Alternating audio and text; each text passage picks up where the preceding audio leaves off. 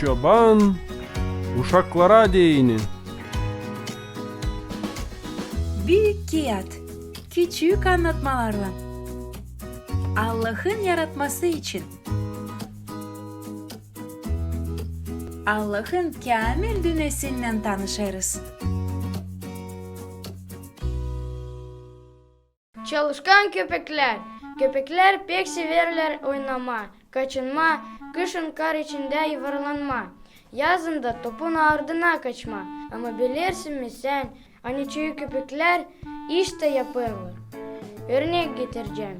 Var köpekler angıları öğrenlik yardımlama, kör insanlara angıları görmerler. Bile köpekler gezdirirler kör insanı sokakça ki onlar kösteklenmesin. Bir şeyde hem geçirirler yol aşırı insanı hani onu vurmasın maşinalar. Var köpekler angıları yardım ederler işitmeyen insanlara. Onlar çığırırlar sahibisini açan çalar telefon ya da alır uşak. Kimisi köpekler çalışırlar memleketlerin sınırlarında. Onlar kokalarlar çantaları, dabılarlar arada sırada işleri angılarını yakışmır, geçirmez sınırdan. Da var köpekler angıları çalışırlar kurtarıcı. Onlar ararlar boranda ya da karanlıkta kaybolmuş kişileri.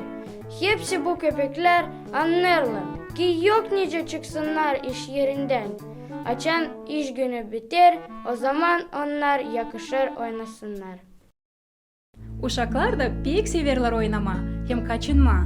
Ama Allah der bize, hani bizde de var kendi işimiz, hem evin dolayında zanatlarımız. Biraz uşaklar severler yardımlama, toplama sofradan çanakları yedikten sonra. Öbürler bakırlar küçük kardeşlerini ya da kız kardeşlerini. Bükme rubalarını, toplama oyuncaklarını, süpürme, bunları yapabilir her bir küçük uşak.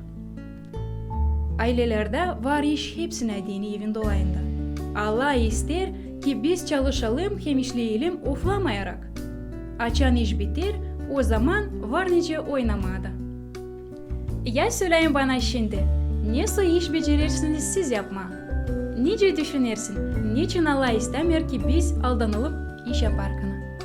Bilir misin ne der Allah?